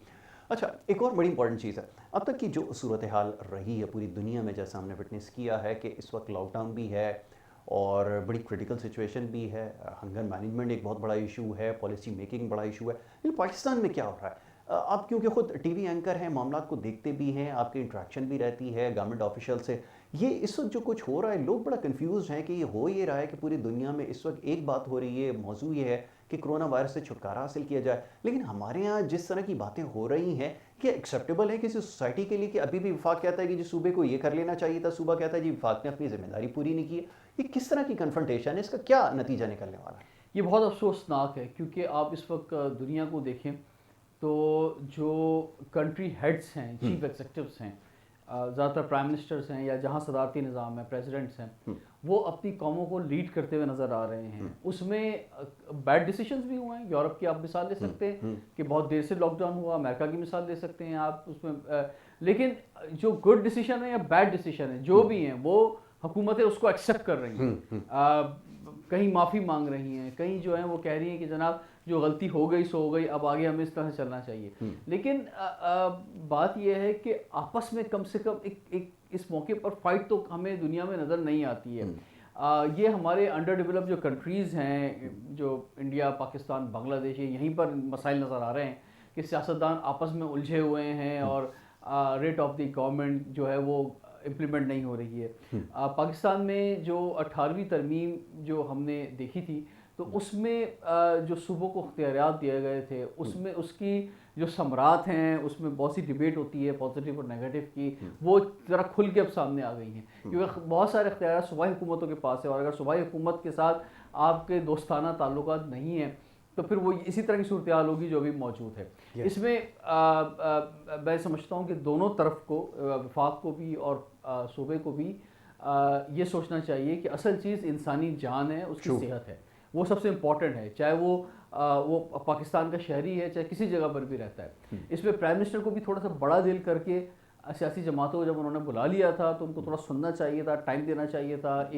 एक कम्युनिकेशन गैप जो मौजूद है, एक रिस्पेक्ट की जो खदशा मौजूद है और जो वहाँ पे फुकदान है वो थोड़ा सा अगर कम होता तो उसके बाद हमने देखा था बिलावल भुट्टो ज़रदारी ने एक बड़ी पॉजिटिव मूव की थी और वो बड़ी पॉजिटिव बात कर रहे थे, लेकिन आहिस्ता आहिस्ता जो है ना वो मामला ख़राब होते जो है वो चले गए। तो इसमें तनकीद के बजाय अगर आपके पास फोरम मौजूद है प्राइम मिनिस्टर का जिसमें वो तमाम सूबों के सीएम के साथ बैठते हैं, चीफ सेक्रेटरीज के साथ बैठते हैं, तो इसको मीडिया पे आने के बजाय अगर कहीं कोई आपको इख्तलाफ भी मौजूद है तो मैं समझता हूँ इन हाउस इसको लेके जाना चाहिए क्योंकि इस वक्त इंसानी जानों का मामला है और ये बहुत बड़ा अलमिया है जिस वक्त हम देख रहे हैं। बिल्कुल ठीक है। रिजवान साहब, अब अभी ये बताइएगा कि अब हम अपने लोगों को क्या करें? ये तो बड़ा मसला है, तीसरी दुनिया में रहने वाले लोग, उन तक कोई बात पहुंचाना, उनकी अंडरस्टैंडिंग में बड़ी देर से आती है क्योंकि बहुत सारे बड़े ममालिक जो तरक्की याफ्ता है, महज़ब कौमें हैं, वहाँ पर बड़ी देर से मैसेज पहुँचा कि कोरोना इतना लीथल हो सकता है, लेकिन हमारे यहाँ शायद अभी तक लोगों की अंडरस्टैंडिंग में नहीं है कि कितना लीथल हो सकता है या कितना लीथल है। ज़रा ये समझाइएगा कि ऐसी सिचुएशन में क्या किया जा सकता है जहाँ पे अवेयरनेस ना हो, हाथ धोने के बारे में अभी तक लोगों को नहीं पता कि इससे क्या फ़ायदे होते हैं, किस तरह बैक्टीरिया से बचा जा सकता है, किस तरह वायरस से महफूज रहा जा सकता है। ये एक बहुत बड़ी प्रॉब्लम आ रही है कि इसके ऊपर, अवेयरनेस के ऊपर कैसे काम करें, क्योंकि अभी तो प्रॉब्लम ये है कि जितने रिमोट एरियाज़ हैं, जितने रूरल एरियाज़ हैं, वहाँ पर अभी तक यही नहीं समझ में आई है लोगों को कि एक्चुअली कोरोना वायरस है क्या, इससे बचना कैसे है, क्या किया जा सकता है, बताएं। असल में बात यह है कि हम शायद बहुत बहादुर कौम है और हम अपनी बहादुरी हर जगह दिखाते हैं लेकिन हम ये भूल जाते हैं कि जो वायरस है इस पर बहादुरी चलेगी नहीं, बड़े बड़े मुल्कों की नहीं चली है। बिल्कुल ऐसा। इसकी मिसाल मैं आपको ये दे देता हूँ कि हम जब हम देखते हैं कराची में जैसे बात करें तो यहाँ पे मोटरसाइकिल पर जो है नौजवान जो है कितने एक्सीडेंट्स होते हैं यहाँ पे, उसमें कहा जाता है हेलमेट पहने, नहीं पहनते लोग, और जब पाबंदी लगाई जाती है तो हेलमेट अगर पहनते हैं तो इस वजह से पहनते हैं कि चालान ना हो जाए, और अगर पुलिस वाला को नज़र आता है तो जो आगे सामने हेलमेट रखा होता है टंकी पे वो नीचे वहाँ रखा होता है, उसको दिखाने के लिए पहन लेते हैं, उसको बांधते भी नहीं सही तरह। तो यानी हम हेलमेट भी इस वजह से नहीं पहन रहे कि हमारी जान की सेफ्टी है, हमारा फ़ायदा है इसके अंदर, तो ये आपके फ़ायदे के लिए बताया जा रहा है, फिर भी हम करने को तैयार नहीं है। हम गाड़ियों में सीट बेल्ट नहीं बांधते, हालांकि आपका फ़ायदा है, आपको बताया जा रहा है। जब यहाँ पे बताया जाता है कि जनाब तूफान आने वाला है समंदर पे, तो हम लोग उल्टा और समंदर पहुँच जाते हैं उसको देखने के लिए। तो ये बड़ा अजीब मिजाज है। मसलन यहाँ तक है कि सिग्नल्स पर सिग्नल नहीं तोड़ना चाहिए, और अगर इसमें बाकायदा तौर पर फतवे आए कि अगर आप सिग्नल तोड़ेंगे तो आप बहैसियत कातिल जो उठाए जाएंगे। मसलन अगर किसी को आपने एक्सीडेंट कर दिया, अगर यहाँ बच भी गया, उसके बावजूद हम सिग्नल भी मसलन हम लोग को परवाह नहीं है, तो थोड़ा सा ये जो गैर महज़ब होना है हमारा या इर्रेस्पॉन्सिबल सिटीजन जो हम पूरे मुल्क के अंदर मौजूद हैं, इसको हम कितनी अपनी जानें और गंवाएंगे तो उसके बाद हम सबक सीखेंगे। तो कम से कम हमें अब सबक सीख लेना चाहिए और हमें ये जान लेना चाहिए कि ये कोई अच्छा। एक तो मसला एक और भी है ना, हमारे यहाँ लोग कंफ्यूज भी बहुत करते हैं। अभी एक बहुत सी थ्योरीज चल रही हैं कि ये बड़ा ड्रामा है, ये कुछ भी नहीं है कोरोना वायरस, ये उस पर ताकतों ने एक नया खेल शुरू कर दिया है, ये दुनिया पे हुकूमत करने का एक नया रास्ता है।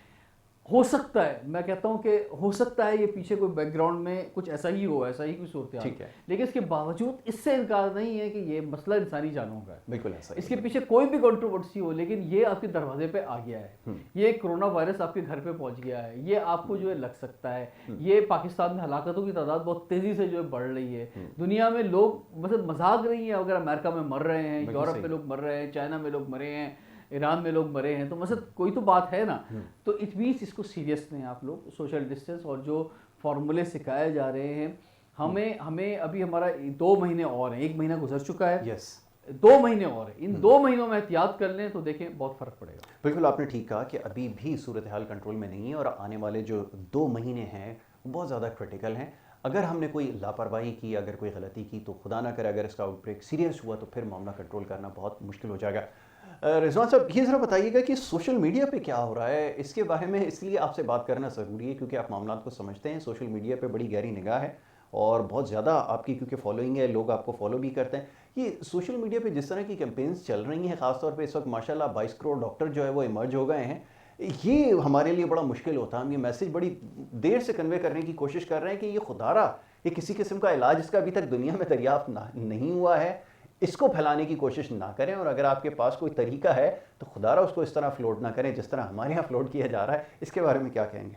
जी बिल्कुल, आपने ये बहुत अच्छा पॉइंट कहा है। और दूसरा ये कि आधी जो मालूमात है बहुत ख़तरनाक होती है, नीम हकीम तो वैसे ही ख़तरा जान है। बिल्कुल ठीक। तो अच्छा होता क्या है कि जब राइट लोग राइट जगह पे नहीं आते तो रॉन्ग लोग राइट जगह पर आकर ऐसा ही मामले को ख़राब कर देते हैं। तो इसलिए ज़रूरी है कि हमारे जो डॉक्टर्स हैं, और इसमें PMA का बड़ा इंपॉर्टेंट रोल है, पाकिस्तान मेडिकल एसोसिएशन का, उनके जो बिल्कुल ऐसे डॉक्टर्स के जिनको लोग समझते हैं, सीनियर्स भी हैं, बहुत से लोग सामने आए हैं, बहुत सारे लोग नहीं आए हैं। एक बड़ा मसला ये है कि डॉक्टर्स की भी एक बड़ी तादाद क्वारंटाइन में चली गई है। इस वक्त जो है वो OPDs बंद हैं। आप किसी डॉक्टर को कॉल करें, क्योंकि लोग शायद ये समझ रहे हैं कि अगर कोरोना आ गया है तो शायद उसके अलावा कोई बीमार नहीं होगा, उसके अलावा कोई और मसले शायद ख़त्म हो गए, ये सारी बीमारियां ख़त्म हो चुकी हैं। अगर किसी और को कोई और इशू होगा तो उसे हॉस्पिटल शायद नहीं जाना है। तो ये डॉक्टर्स भी शायद ये समझ रहे हैं, हॉस्पिटल भी ये समझ रहे हैं।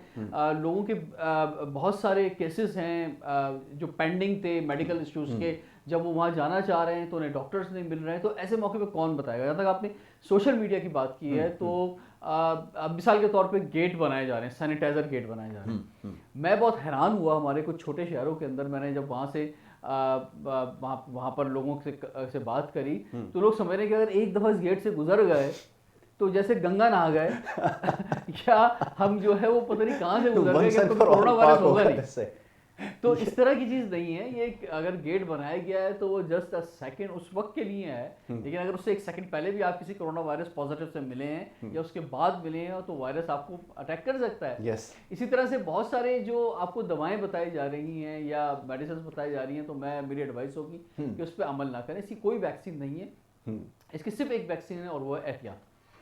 बिल्कुल ठीक है, आपने कहा कि इसकी सिर्फ एक वैक्सीन है, वो ये कि एहतियात की जाए और एहतियात बरतने से ही मामला हल हो सकते हैं। बार बार इस चीज़ के ऊपर जोर दिया जा रहा है और समझाने की कोशिश भी यही है, अपने प्रोग्राम्स के ज़रिए आगाही पहुंचा रहे हैं। और ख़ासतौर पे अब मीडिया की चंद एक मीडिया हाउसेज हैं। रिजवान जाफर साहब, अब लोगों को नाराज़ करने का वक्त है जी, अपने लोग जो हैं वो बुरा मान जाएंगे, लेकिन जिस तरह की मीडिया हाउसेज पे कैंपेन चल रही हैं, मेरे तो बड़े सीरियस इसके ऊपर जो है वो रिजर्वेशंस हैं। ख़ास तौर पे ये कि कभी छत पे चढ़ जाने के बारे में कहा जाता है, छत पे चढ़ जाएं जी, तालियां बजाना शुरू कर दें। वो कुछ दिन पहले जब ये हुक्मनामा आया था तो उसके बाद जो कुछ हुआ सिचुएशन मैं आपको दिखाऊंगा थोड़ी देर बाद, आप देखिएगा ज़रा लोगों ने क्या किया हमारे। तो मैं चाहूँगा ज़रा इस बारे में बात हो जाए कि जो हमारे चंद एक लोग हैं, मीडिया हाउसेज हैं, जिस तरह के मैसेजेस फ्लोट कर रहे हैं, तो हमारे लिए बड़ा मुश्किल हो जाता है जवाब देना। लोग सवाल करते हैं कि मीडिया क्या दिखा रहा है, तो मीडिया को क्या दिखाने की ज़रूरत है, क्या करना चाहिए, ये भी ज़रा बताएं। जी बहुत ज़्यादा ज़रूरी है कि हम ये समझें कि इस वक्त हुकूमतें जो हैं चाहे पाकिस्तान की हुकूमत हो या कहीं अपना दुनिया की जो हुकूमतें हैं, 210 ममालिक इससे शिकार हुए हुए हैं कोरोना वायरस से। तो इस वक्त ये टेक्निकल एडवाइस पे चल रही है। यानी यहाँ तक कि उलमाए कराम जो हैं वो तक ये कह रहे हैं कि इस वक्त हमारे फतवों की ज़रूरत नहीं है, बल्कि इस वक्त जो है जो टेक्निकल एडवाइस डॉक्टर देगा हम उस पर अमल करेंगे। ऐसा ही। तो इसीलिए मैं थोड़ा सा ये टेक्निकल एडवाइस ज़रा मीडिया चैनल्स भी ले लें, तमाम चैनल्स जो हैं, और अगर उलमाए कराम जो हैं वो डॉक्टर्स के मशवरे के बगैर अपने स्टेप्स नहीं ले रहे, हुकूमतें जो हैं प्रोविंशियल गवर्नमेंट या फेडरल गवर्नमेंट, उनके नज़दीक भी फर्स्ट प्रायोरिटी उनके टॉप डॉक्टर्स हैं जो उनकी टीम के अंदर बैठे हुए हैं, टास्क फोर्सेस में बैठे हुए हैं, उनकी एडवाइस के मुताबिक ही लॉकडाउन हो रहे हैं, उनके एडवाइस के मुताबिक ही क्वारंटाइन सेंटर्स खुल रहे हैं, उनके एडवाइस के मुताबिक ही हॉस्पिटल्स को मैनेज किया जा रहा है। तो मीडिया हाउसेस भी ऐसा फुकदान नहीं है डॉक्टर्स का, क्वालिफाइड डॉक्टर्स मौजूद हैं। तो अगर वो कोई कैंपेन लेकर आ रहे हैं, कोई भी चीज़ किसी भी कैंपेन ला रहे हैं, तो अगर वो 2-4 डॉक्टर से मशवरा कर लेंगे तो शायद वो बेहतर जो है वो कैंपेन लेकर आ जाएंगे। आवाम हमारी माशाल्लाह से बहुत बाशऊर है, चाहे वो पढ़ी लिखी है या नहीं है, लेकिन वो बहुत बाशऊर है। तो थोड़ा सा लोगों को भी समझना होगा, अमल का फुकदान है तो थोड़ा सा अमल अपने अंदर हम लेकर आएँ। Very good, well said. बिल्कुल आपने ठीक कहा कि जो टेक्निकल एडवाइजरी है ये सबसे ज़्यादा असर हो रही है। लेकिन रिजवान साहब, मैं और आप तो कम से कम तो हमारा इंट्रैक्शन लोगों से रहता भी है और सोसाइटी में हर तबके को देख भी रहे हैं, ऑब्जर्व भी कर रहे हैं। अब सोशल मीडिया के ऊपर देख रहे हैं कि जो निस्बतन मौशी हवाले से, माली मामलात के हवाले से इलाके बेहतर समझे जाते हैं, वहाँ पे क्या हो रहा है? वहाँ पे ये हो रहा है कि जनाब लोग बड़ी बड़ी गाड़ियों में आ रहे हैं शाम के वक्त, एक आप समझ लें लोगों का जम गफ़ीर वहाँ पर होता है, फिर वो जो सोशल डिस्टेंसिंग की सारी बात होती है वो कहीं एक तरफ रह जाती है, और फिर वहाँ पे आपको पता है कि ज़्यादा फिर अथॉरिटीज़ जो है वो ज़्यादा इतनी इफेक्टिव होती भी नहीं है। तो ऐसे इलाकों में जो यहाँ पे हो रहा है और जिनको निस्बतन हम समझते हैं कि कुछ पढ़े लिखे लोग हैं, उन इलाकों का क्या किया जाए? वहाँ पे कैसे लोगों को समझाया जाए जो मामलात को समझते भी हैं और उसके बाद मामलात को फॉलो नहीं कर रहे, तो कैसे ये बात उनको समझाई जाए? मेरे ख्याल से इसमें ये है कि जब ये स्टार्ट हुआ है मार्च में पाकिस्तान के अंदर, तो उस वक्त तो ये आप जो बात कह रहे हैं ये बात दुरुस्त थी, राइट। लेकिन अभी हम ये समझते हैं, या मैंने ये ज़ाती तौर पे देखा है कि लोगों, खासतौर पर हमारा पढ़ा लिखा तबका या हमारा जो business community, top business community है, अब वो थोड़ा एहतियात कर रहे हैं। अच्छा। क्योंकि ऐसे केसेस आए स्टार्ट के अंदर कि बहुत सी फ्रेंच बीच पर कोई पार्टीज़ हो रही हैं या इन हाउस घरों में पार्टीज़ हो रही हैं, लेकिन उधर से ही जो है वो कोरोना आगे ट्रांसफ़र हुआ। Yes. हमारे बहुत से टॉप बिजनेसमैन हैं, उनके घरों तक ये पहुंचा, लोग वेंटिलेटर पे मौजूद हैं। तो ऐसी मिसालें जब सामने आनी शुरू हुई, तो अब हम ये देख रहे हैं कि लोग एहतियात कर रहे हैं। खासतौर पर हमारा जो पढ़ा लिखा तबका है या बिज़नेस कम्युनिटी है, वो इस वक्त एहतियात कर रहा है, और अब सोशल गैदरिंग बिल्कुल नहीं हो रही। लोग, बल्कि मैं तो ये समझता हूँ कि बहुत से लोग तो बहुत ज़्यादा भी एहतियात कर रहे हैं। मतलब मैं जैसे अगर यहाँ बैठा हुआ हूँ तो मुझे पता है कि मैं जब यहाँ से जाऊँगा तो बहुत से मेरे खैरख्वाह दोस्त जो हैं वो मुझे कॉल करके कहेंगे यार निकल क्यों रहो घर से, क्यों जा रहे हो। इस तरह से सूरत हाल जो है। इसमें जो इम्पोर्टेंट एक चीज़ है वो ये है कि जो रोज़गार का जो एक बहुत बड़ा इशू है, कि जो हमारा एक हमारा जो बिज़नेस तबका है बड़ा, और वो कंट्रीब्यूट करता था माशरे के अंदर और बहुत सारे फलाई इदारों को पैसे देता था, या प्राइम मिनिस्टर की जो कैंपेन आई है जिसमें पैसे वो इस वक्त मांग रहे हैं, उधर उतना अमाउंट नहीं जमा हो सका। उसकी वजह ये है कि जब मेरी खुद बहुत से टॉप बिजनेसमैन से बात हुई तो वो ये कह रहे हैं कि यार हमारे लिए इस वक्त इम्पोर्टेंट ये है कि हमारी अपनी जो फैक्ट्री है जो बंद है लॉकडाउन की वजह से, या हमारे अपने जो बिजनेस हैं जो बंद हैं, अगर हम अपने ही लोगों को, जो किसी के पास 1000 लोग एम्प्लॉयज़ हैं, कहीं पे 5000 एम्प्लॉयज़ हैं, कहीं पे 10,000 एम्प्लॉयज़ हैं, उनका अपना महीने की जो सैलरी का जो बजट है वो कहीं लाखों में है, कहीं करोड़ों में है। कह रहे हम वही लोगों को दे दें तो ये भी एक बहुत बड़ा कंट्रीब्यूशन होगा कि हम अपने पास से लोगों को बेरोजगार ना करें। बिल्कुल ठीक। और हमारे पास लोग लगे रहे हैं। तो इसी तरह अगर हर इदारा अगर वो अपने अपने लोगों की भी जिम्मेदारी ले लेगा और उन्हें बेरोजगार नहीं करेगा, तो मैं समझता हूँ ये भी एक बहुत बड़ी सर्विस होगी। बिल्कुल आपने ठीक कहा कि यही सबसे बड़ी सर्विस इस वक्त हो सकती है। और ये कॉन्फिडेंस की जो बात है आपसे कुछ देर पहले हुई है, इसके ऊपर बड़ी डिटेल डिस्कशन हो चुकी है कि ये अब शायद नहीं रहा है, और ख़ास तौर पे इस वक्त जो बेल आउट करने का तरीका है वो यही हो सकता है कि जो बड़ी बड़ी इंडस्ट्रीज़ हैं जहाँ पर बहुत बड़ी तादाद में लोग काम कर रहे हैं, उनको अगर सैलरीज़ की मद में अगर उनको पैसे दे दिए जाते हैं, अदायगी कर दी जाती है, या अगर उनको नौकरी से नहीं निकाला जाता, तो ये एक बहुत बड़ी खिदमत हो सकती है जो वो डायरेक्टली कर सकते हैं। लेकिन इसमें जो एक बड़ा मसला है ना सिर्फ वो एसएमई सेक्टर का है।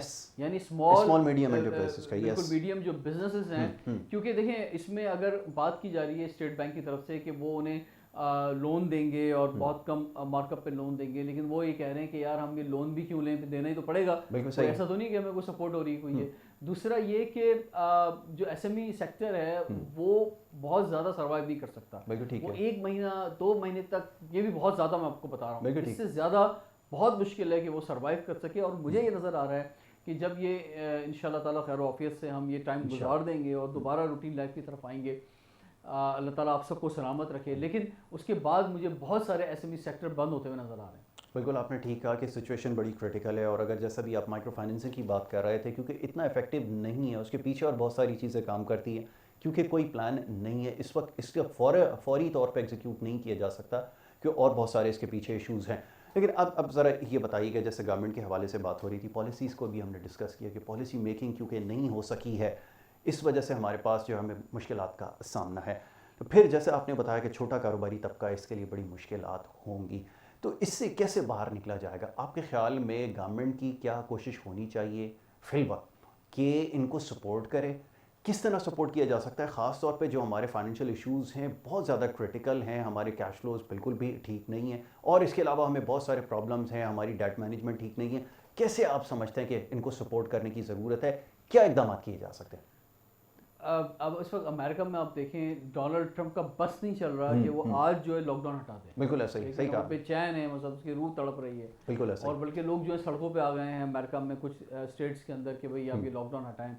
और कल हमने देखा खासतौर पर कैलिफोर्निया में लोग जो है बाहर निकले, मुख्तलिफ सी साइड पर मुख्तलिफ जगहों पर जो है नज़र आए। पाकिस्तान में हुकूमत जो है आपको पता है कि उसका लोगों की ज़िंदगियों पे इतना कंट्रीब्यूशन है नहीं।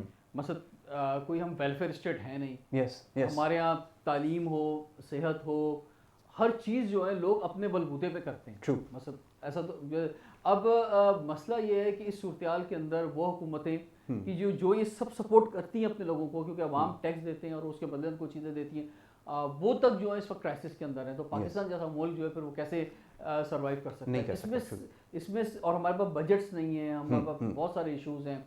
वो कि हमें थोड़ा रिलीफ मिला है लेकिन वो भी नाकाफ़ी है इस वक्त। तो इस वक्त तो सूरत हाल वही है जो इस वक्त बिजनेस तबका कह रहा है, जो ताजिर बरादरी इस वक्त कह रही है कि जो एहतियाती तदाबीर हैं कोरोना वायरस की उसको सामने रखते हुए, और आवाम से भी मैं रिक्वेस्ट करूंगा कि अगर आपको कहीं रिलैक्सेशन मिल रहा है लॉकडाउन के अंदर, इसका नाजायज़ फ़ायदा ना उठाएं, अपने लाइफ स्टाइल में तब्दीली लाएं। अगर पिछले 15-20 दिन आपने जो है अपने घरों के अंदर गुजारे हैं, अपनी थोड़ी लाइफ स्टाइल तब्दील किया है, तो आगे भी हो सकता है। ऐसा ही कोई ज़रूरी नहीं है कि आपको जो है वो बहुत बड़ी बड़ी कोई शॉपिंग्स करनी है, आपको लाजमी है कि आपने रेस्टोरेंट में जाके खाने हैं, या आपने जो है कहीं जमा होना है गैदरिंग्स के अंदर। अपने ऊपर ये 2 से 3 महीने का टाइम है आगे, इस पर कंट्रोल कर लीजिए लाइफ स्टाइल के अंदर। तो अगर इस लाइफ स्टाइल पे हम कंट्रोल करते हुए हमारे कारोबार अगर खुलने शुरू हो जाते हैं, जैसे मिसाल के तौर पे एक बड़ा जो जिन कारोबार की बात की जा रही है आफ्टर द कंस्ट्रक्शन इंडस्ट्री के, उनमें सॉफ्टवेयर हाउस की अगर बात की जाए, या ऑनलाइन बिजनेसेस जो हैं वो अगर खुलते हैं, लोग घरों से निकलते हैं। देखिए हुकूमत जो है वो बहुत मुश्किल है कि वो कुछ कर सके लोगों के लिए, लोगों ने खुद ही कुछ करना होगा। ये पाकिस्तान का ये में ऐसे ही होता है। तो इसलिए अब जो सॉफ्ट लॉकडाउन है वो बहुत ज़रूरी है, ताकि लोग खुद से निकल के अपने लिए खुद कुछ कमा सकें और अपने लाइफ स्टाइल में जो है थोड़ा सादगी लेकर आ जाएं, सबसे ज़्यादा अपने अखराजात में थोड़ी कमी कर दें, तो चीज़ें बेहतर हो जाएंगी। इसके अलावा कोई और रास्ता समझ में आ नहीं रहा। बिल्कुल आपने ठीक, क्योंकि पाकिस्तान एक बड़ा मुल्क है ना, बड़ी आबादी है, कुछ छोटा मुल्क नहीं है, बड़े शहर हैं, 22 करोड़ 25 करोड़ की आबादी का मुल्क, जिसमें से तकरीबन 40% जो हैं वो गुर्बत के नीचे मौजूद हैं। तो 40 से ऊपर हैं वो भी कौन से खुशहाल हैं? मतलब उनके साथ भी 50% में से वो तबका है कि जो अपनी मदद आपके साथ सब कुछ करता है। तो इसमें सब ने थोड़ी कुर्बानियाँ देनी होंगी जब गाड़ी आगे चलेगी। ट्रू, बिल्कुल आपने ठीक कहा। Rizwan Jafar, thank you so very much, बहुत शुक्रिया। चेयरमैन यूथ पार्लियामेंट, इसके अलावा मीडिया पर्सन, एंकर पर्सन और तज्जियाकार भी हमारे साथ प्रोग्राम में शरीक थे। बड़ा अच्छा एनालिसिस किया तमाम चीज़ों के ऊपर, ख़ासतौर पे यूथ के हवाले से, क्योंकि मामला को समझते भी हैं और जानते भी हैं और उसके ऊपर काम कर रहा है। ये सबसे ज़्यादा ज़रूरी है, क्योंकि यहाँ तो बात बहुत सारे लोग कर रहे हैं, लेकिन एक्टिव जो काम कर रहे हैं वो रिजवान जाफर साहब और उनकी टीम है। Thank you so very much once again कि आपने हमें प्रोग्राम में वक्त दिया। वल नाज़रीन, आज का प्रोग्राम था, बात हुई हमारी कुछ इश्यूज़ के हवाले से, खासतौर पे लॉकडाउन के बाद जो सिचुएशन है उसको हम डिस्कस कर रहे थे, हुकूमती फ़ैसलों को किस तरह देखा जा रहा है, ख़ासतौर पे इस वक्त जो इकनॉमिक रिलीफ की बात हो रही है पूरी दुनिया में किस तरह दिया जा रहा है। बड़े ममालिक के अंदर मैं हमेशा कहता हूँ कि जिस तरह के पैकेजेस दिए जाते हैं उनको किस तरह यूटिलाइज़ करते हैं, उनकी किस तरह एलोकेशन होती है, उसकी किस तरह अकाउंटेबिलिटी होती है, वो तमाम चीज़ें मौजूद होती हैं। लेकिन हमारे यहाँ क्योंकि सिलसिला नहीं है, इसलिए बराह रास्त अगर आवाम को रिलीफ देना है तो इस वक्त बड़ी बेहतरीन अपॉर्चुनिटी आपके पास है कि पूरी दुनिया में जो पेट्रोलियम की प्राइसेस में एक एक्स्ट्राऑर्डिनरी डिक्लाइन आया है, गैर मामूली कमी आई है, उसका फ़ायदा एक आम आदमी तक पहुँचाया जाए, साथ साथ बिजली की कीमतों में कमी की जाए, गैस की कीमतों में कमी की जाए, तो ये एक बहुत बड़ा रिलीफ होगा जो कि आम आदमी तक पहुँचाया जा सकता है और जिसको पहुँचाने की इस वक्त सबसे ज़्यादा ज़रूरत है। इसी बात के साथ ही प्रोग्राम का ख़त्म होगा। कल इंशाल्लाह नए मेहमानों के साथ दोबारा हाज़िर खिदमत होंगे। अपना बहुत ख्याल रखिएगा। मोहम्मद यासिर को और हमारी टीम को दीजिए इजाज़त। अल्लाह के बाद।